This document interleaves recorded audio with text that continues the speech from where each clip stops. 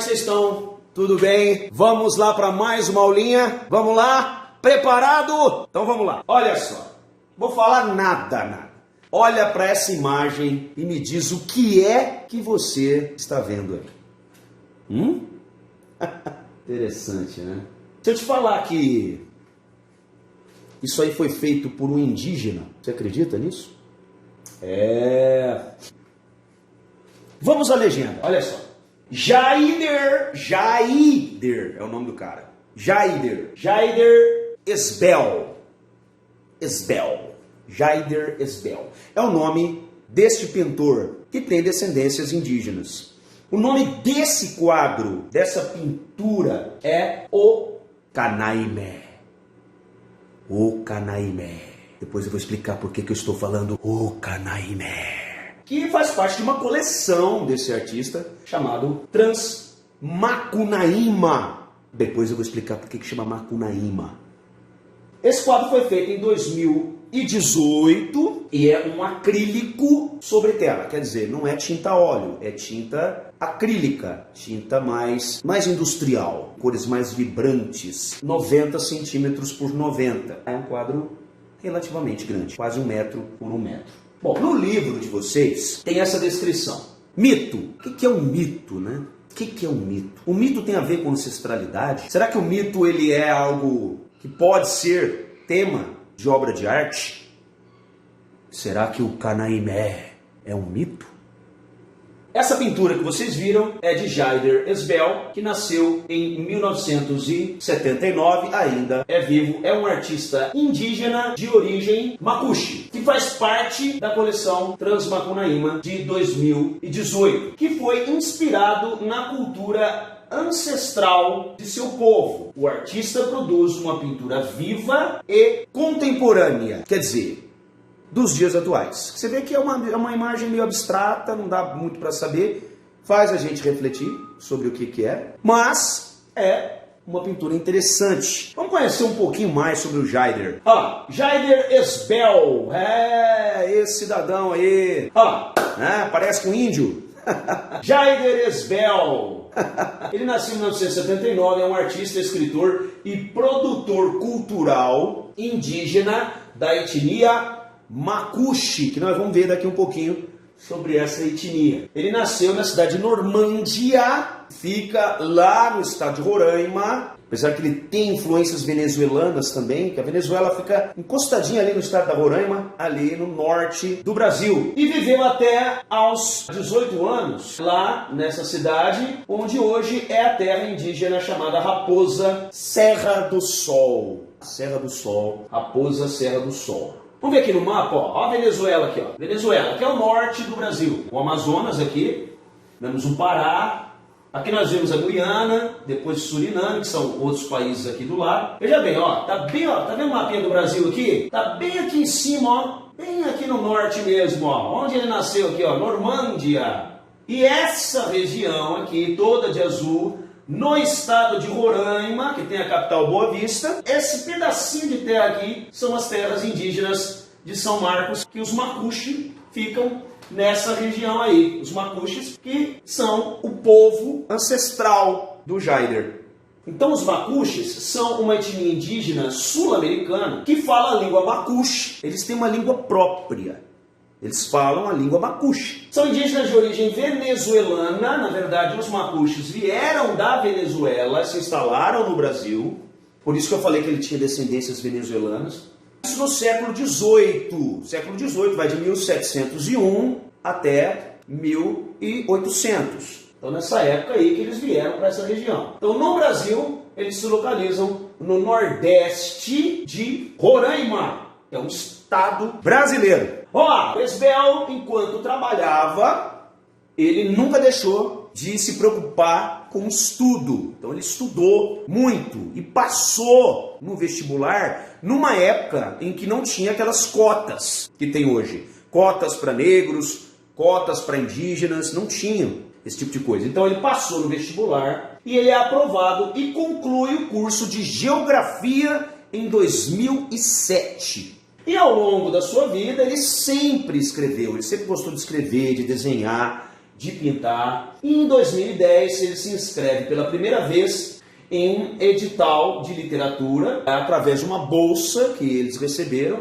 os índios recebem, né? É uma bolsa Funarte de criação literária. Então ele também, além de pintor, ele é escritor, que é um programa, né, do governo, do Ministério da Cultura, para apoiar financeiramente novos escritores. O Esbel, ele leva para Roraima, lá para o estado dele, uma das bolsas que ele ganhou e lança em 2012 o seu primeiro livro, chamado Terreiro de Macunaíma, mitos, lendas e histórias em vivências. Histórias em vivências. Esbel, no ano seguinte, começa a pintar. Então, primeiro ele começa como escritor, depois ele começa a pintar. E desde então, são várias exposições coletivas, né, de vários artistas, várias viagens por todo o Brasil e também para o exterior, principalmente para a Europa. E ele escreve outros livros, outros artigos e produz um rico material artístico e distribui esse material nas mais variadas mídias. Inclusive, hoje, a maior mídia que tem para divulgação de obras de arte do tipo dele são as redes sociais, pela internet. Em 2013, ele é convidado para expor e ministrar aulas de arte nos Estados Unidos, no Colégio Pitzer. Olha só, para onde que foi o nosso queridíssimo Esbel. Vamos lá. Ele também foi vencedor de um prêmio chamado Pipa Online 2016, que é hoje o maior prêmio de arte contemporânea do Brasil. Sim, o maior prêmio de arte contemporânea do Brasil foi vencido por esse indígena brasileiro. Olha só que importância que esse cara tem. Ganhou o prêmio Pipa. Atualmente, hoje, ele vive e trabalha na cidade de Boa Vista, que é a capital do estado de Roraima. E faz exposições, dá suas aulas de arte, viaja pelo mundo, dando palestras e também divulgando a sua arte. O artista, ele nasceu no estado de Roraima e reivindicou a ancestralidade Macunaíma, que é um mito indígena que se tornou personagem literário no romance do escritor Mário de Andrade em 1928. Deve ter ouvido falar no Macunaíma. Foi uma inspiração para o Mário de Andrade fazer o seu livro. Depois se originou a um filme, minisséries, mas ele reivindica. Ele acha que ele tem essa descendência do Macunaíma. Toda a tribo Macuxi tem a descendência de Macunaíma. A lenda do Macunaíma é muito bonita. Então dizem que o Sol, ele era apaixonado pela Lua, mas eles nunca se encontravam. Então quando o Sol ia se pondo, era a hora da Lua ir nascendo. Eles eram apaixonados, mas não tinha como se encontrar. E assim viveram por milhões e milhões de anos. Apaixonados, mas sem poderem se tocar. Uma enorme montanha repousa no meio dos imensos campos de Roraima. Em cima, um vale de cristais e um lago de águas cristalinas, os quais reservam para si os mistérios da natureza. Um belo dia, o Sol atrasou-se. Olha só, atrasou-se um pouco. E houve o quê? Houve o quê? Houve o quê? Um eclipse. Eclipse. E então, o encontro aconteceu nesse eclipse. Finalmente, a Lua e o Sol puderam se tocar. Finalmente. E aí aconteceu o quê? Os seus raios dourados, os raios dourados do eclipse, refletiram juntamente com os raios prateados da Lua naquele lago misterioso que existia em cima daquela montanha. E aí nasceu nesse encontro, Macunaíma foi fecundado e ele foi produzido. Olha só. Então Macunaíma era um curumim, um pequeno índio, esperto, cheio de magias, teve como berço o Monte Roraima, que existe esse monte ainda, esse monte existe. Fica realmente em Roraima, é a coisa mais linda do mundo. Então naquele monte é que nasceu Macunaíma, segundo a lenda. Então ele cresceu forte e tornou-se um índio guerreiro. Os índios Macuxi, que são os ancestrais do nosso Esbel, o proclamaram herói de sua tribo. É o filho do deus Sol e da deusa Lua. Olha só a montanha que tem lá em Roraima, que diz que foi aqui que foi fecundado o Macunaíma e o Macunaíma nasceu. Olha que maravilha de montanha que existe até hoje lá em Roraima. Coisa maravilhosa, né? Engraçado, né? Ela é bem retinha aqui em cima. Tem um lago aqui, desce várias cachoeiras. Olha só que interessante. Uma aqui, outra aqui, outra aqui, outra aqui, né? Olha que coisa mais linda isso daqui. Muito engraçada essa montanha. Ela não tem um pico, né? Parece que ela foi cortada, não é? É muito estranho. Diferente demais isso daí. Bom, então segundo a lenda, no local onde hoje está o monte, esse local, na verdade havia uma árvore gigantesca com todos os tipos de frutos conhecidos. Por preguiça, Macunaíma, você era o herói, mas você era preguiçoso, Macunaíma. Por preguiça, o Macunaíma não queria subir para pegar os frutos lá em cima daquela árvore. Então o que ele fez? O Macunaíma teria cortado a árvore para pegar os frutos com mais facilidade. Então dá para entender esse corte aí, né? E em seu lugar teria ficado apenas o tronco cortado da árvore. Ficou só o tronco, ó. E aí o que aconteceu? Esse tronco da árvore cortado, na verdade, virou o Monte Roraima. Esse monte aí que vocês estão vendo. E o surgimento destas cachoeiras aqui, ó, que vocês estão vendo, ó, são verdadeiras lágrimas. São lágrimas. É o choro da natureza pelo crime de Macunaíma. Porque ele cortou aquela árvore enorme e a natureza chorou. Depois de ter cortado a árvore, Macunaíma teria misteriosamente desaparecido. Será que Deus ficou furioso com ele?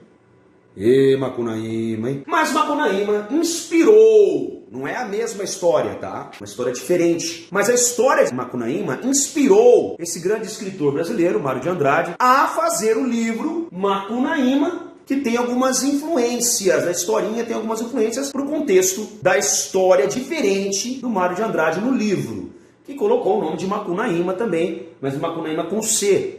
Então, Macunaíma, que é o livro de Mário de Andrade, publicado em 1928, é considerado um dos principais romances modernistas. Romances modernistas. Para quem não sabe, Mário de Andrade ele foi casado com Tarsila do Amaral. E aquele grande quadro, Abapuru, esse nome foi influência de Mário de Andrade. Tem uma história muito bonita, o Mário de Andrade com a cultura brasileira. A obra é uma rapsódia. Rapsódia é quando você pega uma ideia de alguma coisa e produz outra. O livro é uma rapsódia da lenda do Macunaíma, sobre a formação do Brasil, em que vários elementos nacionais se cruzam numa narrativa que conta a história de Macunaíma, o herói sem nenhum caráter. Sem nenhum caráter. Lembra que o Macunaíma cortou a árvore, depois sumiu? Então, será que ele tinha caráter? Será que isso influenciou Mário de Andrade? Você tem que ler o livro. Quando o Mário de Andrade criou o Macunaíma e o chamou de herói sem nenhum caráter, na verdade, ele faz um retrato das características do povo brasileiro. Olha que loucura, hein? Da mistura de raças no Brasil, da riqueza folclórica que existe no país, e principalmente da espontaneidade do povo. Como o Macunaíma era realmente brincalhão, era um curumim maroto, então é como se fosse uma representação do povo brasileiro, tendo de se valer de um jeito malandro, ok? Malandro, para se sobressair de situações difíceis, que é o brasileiro. Não tem aquele ditado que o brasileiro sempre dá um jeitinho para tudo? Isso aí já não é de hoje. Muitos anos atrás já tem esse tipo de estereótipo o brasileiro. E Mário de Andrade pegou aquela travessura, aquela ideia, colocou nesse romance dele. É romance porque tem uma história de amor muito bonita envolvendo Macunaíma nesse livro de Mário de Andrade. Você precisa ler para você poder entender. Viagens, lugares, vai para São Paulo. Muito interessante, muito legal, tá? Então agora vamos analisar essa imagem. O que seria então essa imagem? Bom, se o quadro chama O Canaimé, então essa é a imagem do Canaimé. Mas quem foi Canaimé? Canaimé. Olha só a imagem do Canaimé. Que bicho feio, meu Deus do céu. Olha só, rapaz. É mistura de elefantes. O que é isso aqui, velho? Parece aquele bicho que pega formiga. Como é que chama? Tamanduá. Meio homem, meio touro, né? O pé de touro. As garras bem peludo. Que bicho esquisito é isso aí, meu Deus do céu. É um mito? É um mito, né? Entre as serras, nas beiras dos rios, nas matas, nos corpos dos animais. Olha só, o que pode ser esse bicho? Assim se esconde o Canaimé. Ser perverso, mau. Sim. Ele é meio homem, meio bicho, muito temeroso entre o povo macuxo. Eu posso falar uma coisa para você? Se você for visitar Roraima e chegar naquela região ali do povo macuxo, nunca diga a palavra Canaimé. Nunca. É como se você estivesse falando diabo. Coisa ruim. Meu amigo. Eles acreditam nisso piamente. Tem até um julgamento. Houve um julgamento lá de um assassinato que um indígena foi absolvido. Foi absolvido porque ele matou, porque a pessoa estava encarnando o Canaimé. E foi o primeiro julgamento onde foi baseada a cultura indígena.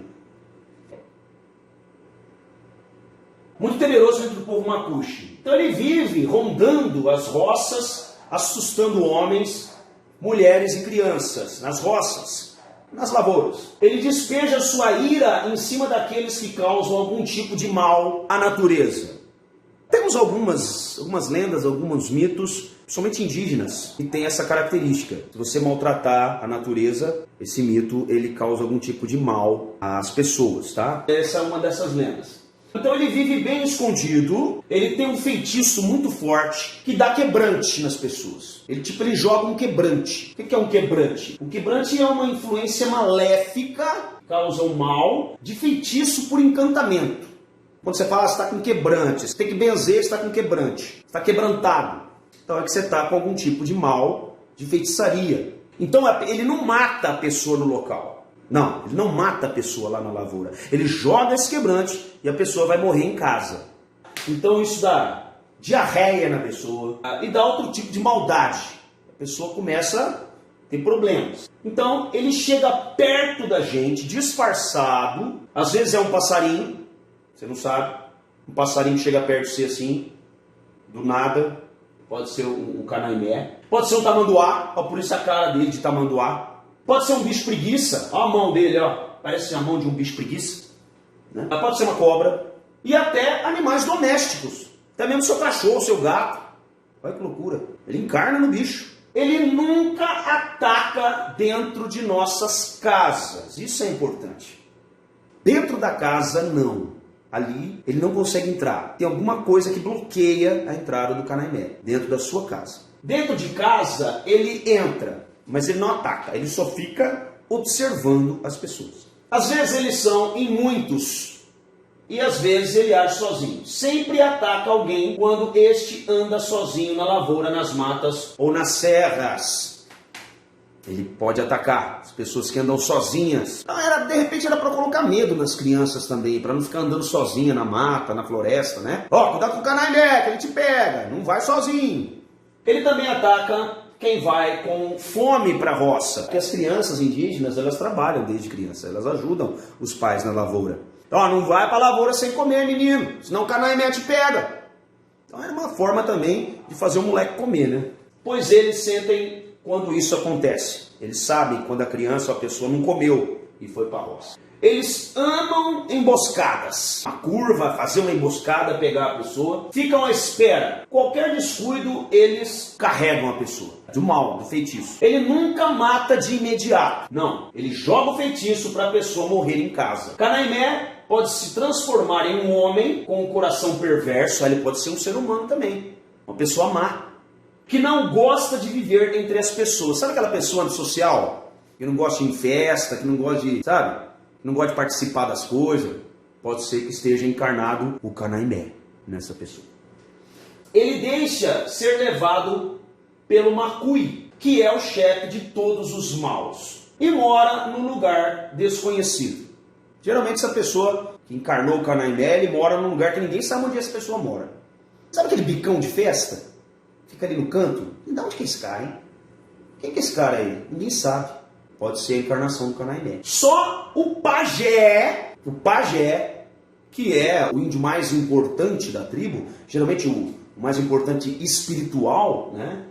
Só o pajé, ele é forte o suficiente para derrotar o Canaimé e tirar aquele feitiço. Fazer com o Canaimé desencarnar da pessoa. Só o pajé. O pajé consegue decifrar se essa pessoa está encarnada do Canaimé ou não. Não tem médico, é só o pajé. Ele tem uma reza forte que tira o Canaimé. Tem plantas também medicinais, enfim, plantas que eles acreditam também que ajudam a deter esse espírito. Normalmente o médico normal, médico de um posto de saúde, ele nunca consegue diagnosticar uma pessoa que foi atacada pelo Canaimé, porque geralmente é um problema espiritual. Apesar que tem psiquiatra, os médicos são muito céticos.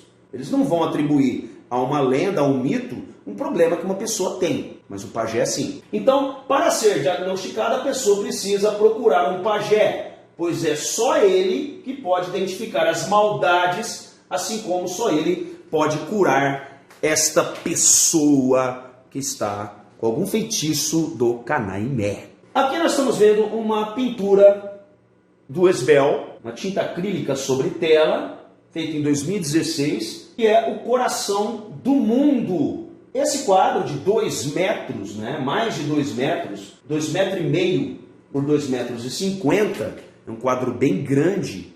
Esse quadro foi o vencedor do Prêmio Pipa, que é o maior prêmio de arte contemporânea do Brasil.